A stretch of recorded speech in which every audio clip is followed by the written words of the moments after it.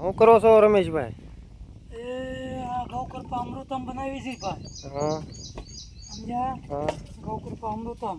જો આ ગૌકૃપા અમૃતમ આના છે 1 લીટર. હા પછી એમાં છાશ નાખવાની ગાયની તાજી. 2 દિવસ જૂની હોય તો હાલે, વધુ નહીં.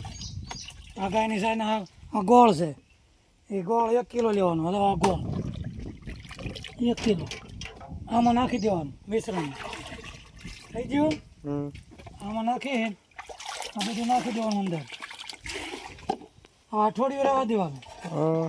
અઠવાડિયું રહેવા દે. કોઈ પણ પાકમાં અત્યારે છાંટવાનું.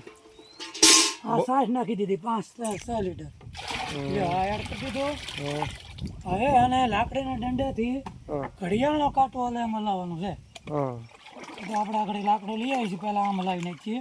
અને સાટવાની કે પાવાની? નહીં, અત્યારે તો સમાવ છે એટલે સ્પ્રે કરી દેવાનો. સિંગમાં, કપાસમાં, કોઈ પણ પાકમાં. સમજ્યા? અઠવાડિયે 4 થઈ જાય.